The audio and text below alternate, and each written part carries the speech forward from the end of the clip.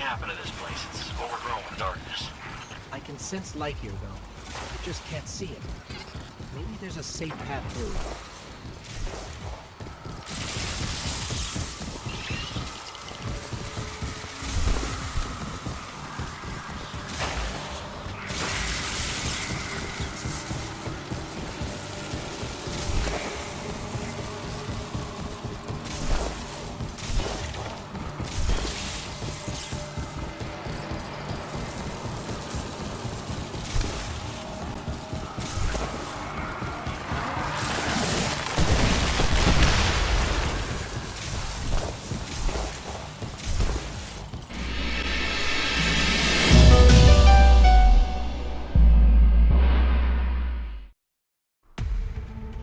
Alright, so if you're looking to farm up a Rake angle stasis glaive, first of its kind, first of its slot, you're going to have to do the Lightblade on Grandmaster difficulty. Now, of course, in this video I'm going to talk a little bit about the glaive and what I see as potentially the god roll, what I'm going to keep, what I might discard, and I wanted to discuss the Lightblade itself, but specifically the swamp, because I find the swamp is one of the more engaging encounters in the Nightfall, and I would say the Lightblade in general is probably my favorite Nightfall overall. The entire Nightfall really kind of pushes you to be very mobile, right? It requires a lot of movement, whether it's through the swamp itself, which has a whole other mechanic that can kill you, multiple mechanics. I mean, the way that the darkness itself, you get the weight of darkness, that can kill you just by slowing you down, but then you got screebs sneaking up on you, moths that can one-shot kill you, and then the pesky Scorn Raiders pecking away at you with their void projectiles from random ranges where they will go invisible and make themselves hard targets. And you're going to have to figure out how to navigate through the swamp if you're going to do it legit, you know, like without going back to the Throne World section outside of the Nightfall to get your Sparrow to bring it all the way through. Most people, I don't think, are going to be looking to do that, especially if you're farming this as a GM just to get your depth weapons. Of course, if you want to do it for the solo clear for whatever reason and you want to eliminate a lot of the challenge, then you can just Sparrow through the swamp. But I'm going to show you how to do it legit on basically any class, because all classes can get fairly easy access to Amplified, right? Whether it be through rapid arc weapon kills or playing the prismatic subclasses, like on Warlock we have Getaway Artist, you just consume your grenade and boom, you're amplified. Titans, you can just get a consecration kill or a melee kill with knockout and then start sprinting. Hunters can use Ascension to just automatically go amplified non-stop. There are other means to traverse the swamp. You can use an eager-edged sword to basically skate your way through the weight of darkness without ever having to stop at a lamp. You can also use certain roaming supers, like on Titan you can use your Thunder Crash to get through about half of the way through the swamp. You can use your Glacial Quake with your Shiver Strike. I would say probably to get you about halfway through as well. And then probably the best would be on Thread Runner. If you're using the Silk Strike super, then you can just probably grapple your way through the entire swamp, right? Or you can just go on a Night Stalker build or an Invis build, namely Graviton Forfeit or Omnioculus. If you're in a team, you can get non-stop Invis, and then you can just get yourself through the swamp threat-free that way, right? But I'm going to show you how I do it on Amplified. I just got a couple good clips, so I'll do commentary over that. But first, speaking about the Glaive itself and the build that I used this week to actually do the Nightfall. I didn't put a whole lot of thought into my build. I just went, I tried to match the surges more or less. So actually, let's take a look at what the modifiers are. Right, we got this new, well, I mean, this is the first week of Grandmasters in Revenant, and so far I'm really liking it. We don't have chaff or chafe, however you pronounce it. So you do have radar now in GMs, which is kind of cool. But at the same time, you've got these decoy ammo drops, right? And it just so happened that on my first run-throughs, I was using a shoot-to-loot weapon, this tarnished metal here, so I was already in the habit of shooting my bricks, and this turned out to be this turned out to be a good thing, because some of the bricks that I was shooting were exploding, right? And then I figured out eventually that you also take damage if you're too close to those bricks and they explode. So pretty interesting modifier. You can also get like exotic engrams dropping that are decoys. If you get close enough to them, you can actually tell that they're decoys. They're kind of glowing white, like they're gonna blow up, and they take off about, I'd say, about 35% of your health or something like that. As far as the other modifiers here, I didn't really pay much attention to them when I initially went in. I just figured out the ammo thing with the decoys just by playing it. But other than that, it seems like everything else is pretty much the same. You have your typical overcharged weapons modifier, so that any weapons that are benefiting from the seasonal artifact in any way can get a 25% damage surge, right? And then on top of that, you can use any grenade launcher in the game. I believe this applies to heavy grenade launchers as well, not just special ammo grenade launchers. And then, so that means you can really double dip into getting the extra damage and into the seasonal artifact with like the kinetic impacts and fast reloads and stuff like that, and your concussive reload for weakening and auto reloads. And then on top of that, anything that you use the stasis, anything that you use that's void, those two damage types are also getting a 25% damage buff, right?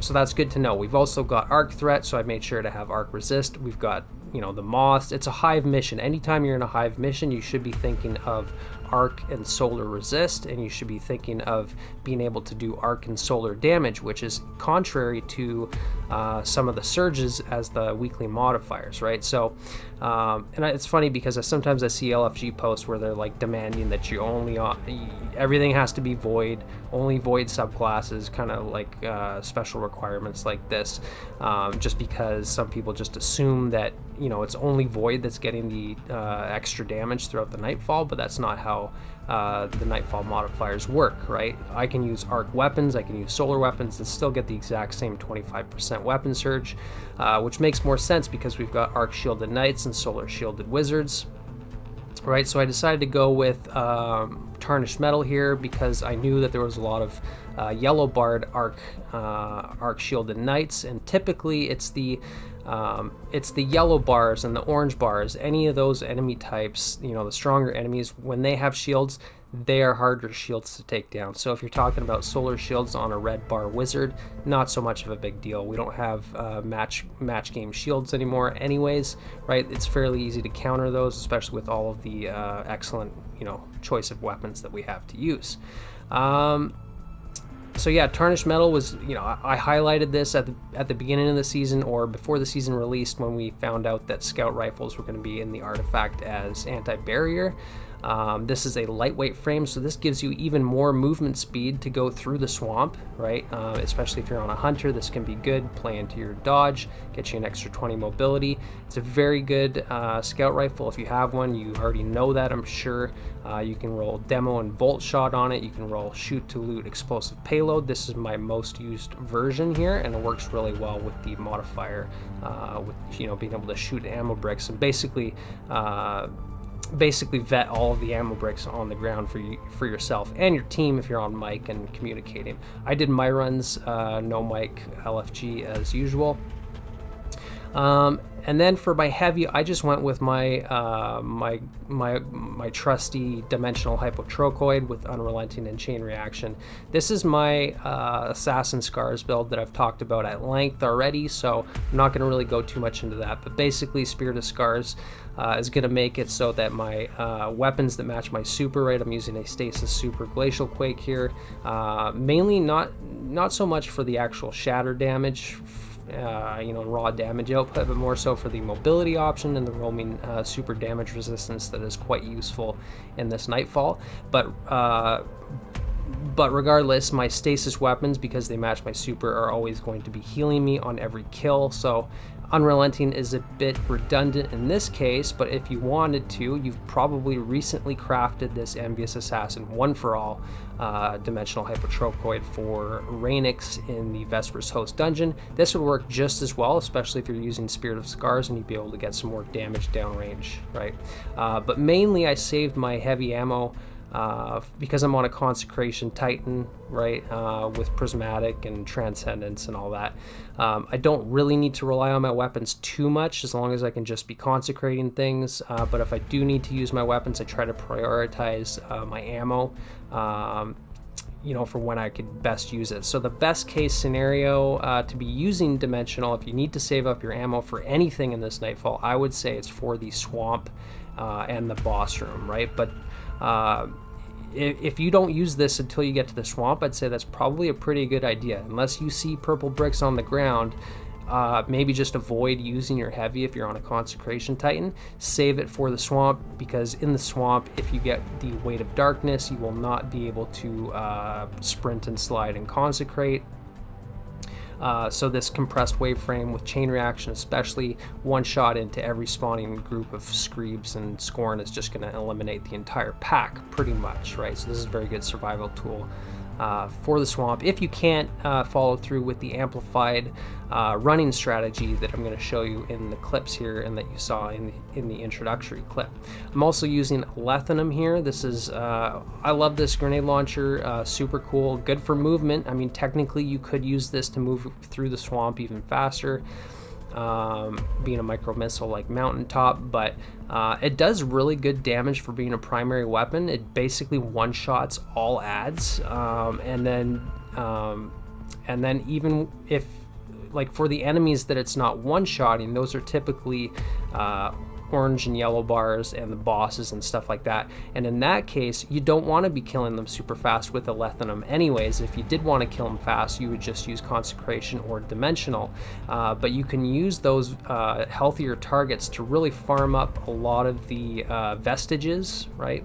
And I can't wait till we get a catalyst for this. Now, I can't even imagine what the catalyst is going to be. This thing is already good enough as it is, so that's going to be interesting. But anyway, yeah, the bigger targets are going to give you tons of vestiges, and you can just, you know, if you're mindful of it, and the meter on your weapon, you can just you could just dump out heavy ammo bricks all over the place in the boss room, especially, right, for yourself and your fire team members, which is very useful because when you get those barrier champions spawning in the boss room, they are an absolute priority target for you to nuke, right? You need to destroy them immediately, right? And if you can't, then you need to leave them and come back to them and watch their health regen, unfortunately, right? You don't have time to just dick around with the barriers. You really just have to eliminate them or run away from them. So yeah, your heavy ammo is gonna go a ways for you in the boss room, right? Now, other weapons that you could use here, Wish Ender is a classic, of course. I also tried out this Rhyme Stealer Headstone Live Fire. It's not horrible, but it's also just very weak without any kind of damage perk. Yeah, it's got Headstone, but that's not a damage perk. That is just an ad clear perk. You know, if you can't get the initial kill fast enough to proc the Headstone, then it really doesn't do you a whole lot of good. It's okay against the red bars and the Screebs and Cursed Thralls and stuff like that, but other than that, not great, right? And it takes like way too many shots to break a barrier shield without any damage buff on there, whereas with Tarnished Metal, because it's got explosive payload, it can break the barrier shields in like almost half the time that it takes live fire, right? Other options here, I also ran this with Dead Gramarye here, with the enhanced version that I have with Threat Detector and Surrounded. Just really good. Typically, if I'm using a shotgun, I'm up in the thick of the enemies, I'm surrounded, so it's just an automatic 40 or 47% damage buff. I can't remember exactly how much, but it is an absolute ton. This thing doesn't roll with trench barrel anyways, but if you do have a trench barrel shotgun that you prefer, I would definitely use that, because if you're using your Consecration regularly, then you can proc trench barrel very easily and get an even higher damage buff to just basically one-shot the barrier shields. And I mean, you could solely rely on your shotgun to nuke the barriers, like what I was talking about. You don't have to rely on heavy in that case. You could use other grenade launchers, like I said, the Envious One for All roll, or you can use Chill Inhibitor if you have Rhyme Stealer Bait and Switch. That can come in handy, or just a Chill Clip grenade launcher as well to take care of the unstops. There's only like 3 unstops in the entire mission, and there's only 1 that you need to take care of, like, yourself. They're all at an extremely long distance, so especially if you're in a fire team, you can definitely get away without using any kind of unstoppable weapon. You just need to have barrier weapons, right? The only other 2 unstoppables after that are in the war, on the battlefield with the Scorn, and the Scorn ogres can basically kill the unstops for you, so you just kind of, you know, add in a little damage here and there. They're not an immediate threat usually, right?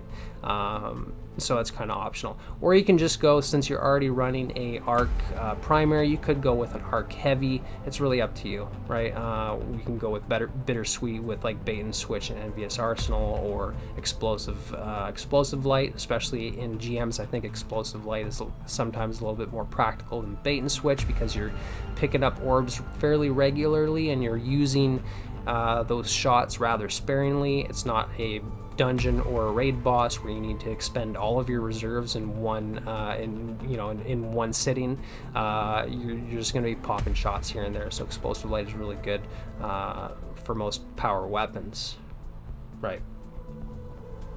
So as far as the glaives, well, I've deleted a couple. I've maybe got 5 or 6 completions. I got some decent RNG, and basically I was just looking for the Chill Clip roll with you know, ideally with some perks in the third column that are okay.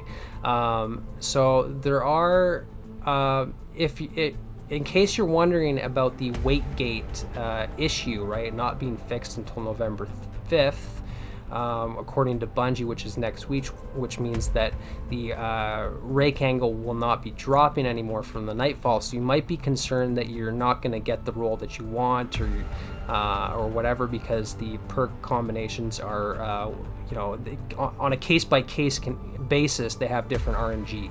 But fortunately, like Chill Clip, you can still easily get with Rhyme Stealer. I think it's Impulse Amplifier, and Rhyme Stealer has a very low drop rate, but that would be for the non-adept version, right? Because with the adept versions of these glaives, you're getting 2 perks in the third column, which basically eliminates the weight gate issue completely, right? Unless it depends how Bungie has these working here. Maybe the first 2 perks are the initial, are like your standard perks that you would get however RNG normally works, and then maybe this is a bonus perk here. So you might still see some more common combinations of perks like Rhyme Stealer, Chill Clip, and then a bonus perk, right? But either way, you're still basically avoiding the weight gate issue by playing Grandmasters and getting Adepts, right? So this is the only roll that I've got to drop with Chill Clip. Both of these perks are great. I did not get Rhyme Stealer, but that's okay because I wasn't really thinking about building into Frost Armor with this glaive anyways. I was just thinking that Chill Clip would be good for utility for stunning overloads and unstoppables intrinsically, for freezing select targets. And then you've also got the synergy here of Hake Breach armaments, right? Like a long time ago, I put up a stasis build using the Judgment of Kelgaroth, because this is our other, it looks exactly the same. I mean, this is just a copy and paste glaive into the Vanguard weapon pool, like what they normally do for Grandmasters or for the Nightfall weapons. They're not very original looking weapons, but they change some stuff around. So the Judgment of Kelgaroth being the first aggressive glaive of its kind, and the only other one to date is the Hake Breach. So this, I've made a stasis build for this. And it seems like the melee itself busts crystals very easily, but it also one-shots crystals with the projectile, which is much better compared to other glaives. And it could also just be because this is an aggressive, so it hits harder, right? So maybe that's why the melee is one-shotting crystals. It could have nothing to do with Hake Breach, but it is good to know. It's useful. That if you do get this rake angle, that you can use the possibly without Hake Breach, you can one swipe stasis crystals with this glaive, right? Which is pretty good. But yeah, so I got Overflow and Replenishing Aegis, which both synergize with Chill Clip, because the whole idea behind Chill Clip is to keep your your magazine at the top of its at the top, right? Just like Reservoir Burst, it's only the first couple shots at the top part of the mag that apply slow and get the Chill Clip effect. So you either want very fast reload like Compulsive Reloader, or you want something that overflows the mag or automatically reloads it. So all of these perks do that. If I want, Overflow is going to be the best, probably just the most automatic way to keep Chill Clip going, because every time I pick up a green brick, right, and especially if I'm using my Tarnished Metal here with Shoot to Loot, then I can, I can just overflow the mag, and then you're getting like several shots of Chill Clip. Like the majority of your magazine will have Chill Clip applied instead of without having overflow. And then Replenishing Aegis, if I want to play more into blocking with the glaive, so thinking of Proving Grounds, which is probably the Nightfall where glaives really got highlighted as blocking, being able to block all types of damage and have that be a very valuable strategy in the boss room, right? Actually, the same goes for Lightblade, because you can block alak-hul's arc blasts with the shield, right? I got a shield duration masterwork as well, so I might play this glaive very defensively at times. So Replenishing Aegis refills the magazine as you block damage, which is pretty cool. So combine that with shield duration, and then the option here for auxiliary reserves, right? So if I go defensive, then I'm going to use auxiliary reserves with Replenishing Aegis. And if I'm just going to do more generic gameplay, then I'm probably going to go lightweight emitter for faster reloads, better handling, right? I don't really care about shield duration as much. I mean, the base shield duration on most glaives pretty much suits my general style of play with glaives anyways. And then I'll go overflow. And then I like swap mag, just like having dexterity or like quick access sling. This is one of my favorite mods anyways, so instead now I can have I could just use swap mag and just have better handling, so when I do need to pull out the glaive to save my life or whatever, that can come in handy, right? But I also have access to adept mods here, which I haven't even gone through, right? Speaking of adept mods, on the Tarnished Metal here I put on Stun Loader. Highly recommend it. Stunning champions refills the mag, right? This is like Vanguard's Vindication, which is another thing. You don't even have, like, I wouldn't use Hackett Breach armaments in a Nightfall necessarily unless I was really steering towards stasis, but stunning recovery generally. If I could stun a champ, maybe it'll get the proc from the Chill Clip on overloads and unstops, which means it's going to refill the mag yet again, synergizing with Chill Clip. Or if I just need to do a little bit of ad clear, I can use Vanguard's Vindication for health, but I see myself mostly using Stunning Recovery or Hackett Breach on this Stasis Glaive, right? Just because there's a lot of good synergy there.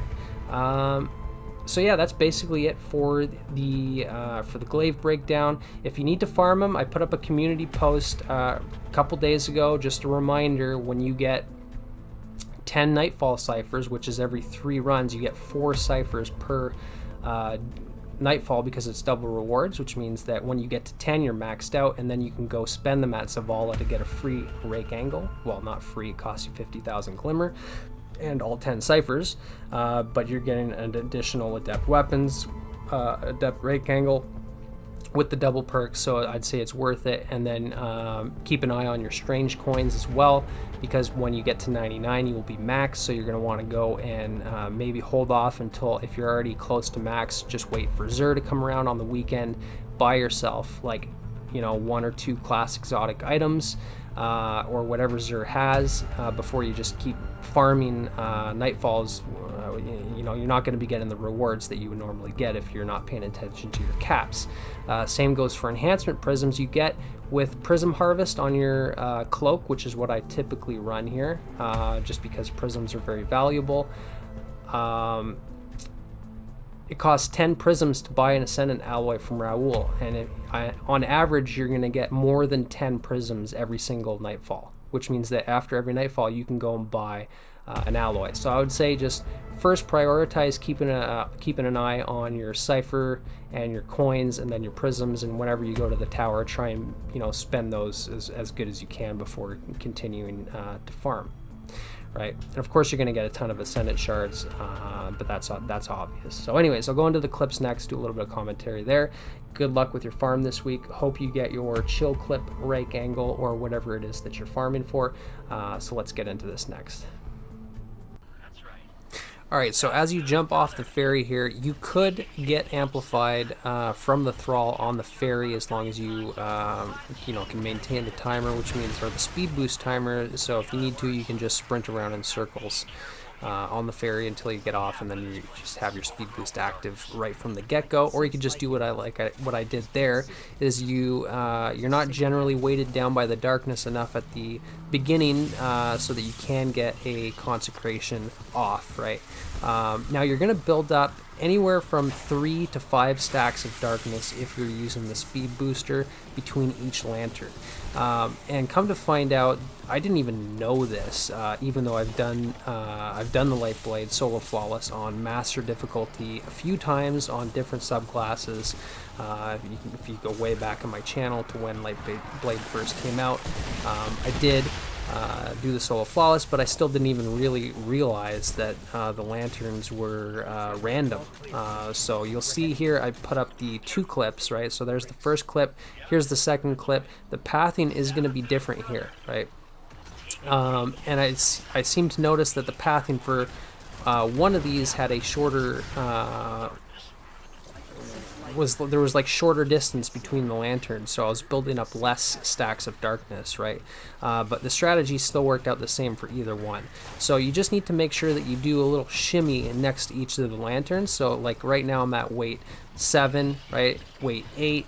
When you get to 9, it's kind of dangerous, right? You can't let yourself get to 10 or you will completely lose your speed booster and you'll have to get amplified again. So if you're able to, if there's no enemies or no moths in sight, then just do a few shimmies around the lamp. You just got to make sure that you do not let go of the sprint button ever, right? Even if you run into a piece of hard cover or an object, and you're not moving anymore, you can still just keep that sprint going, and you're basically just going to be, like the running man on a treadmill. But your speed boost will still be active, and generally you're good enough. Usually just one shimmy around a lantern will, kind of like a quarter turn, will take off at least 3 stacks of darkness. It seems to take off 3 at a time.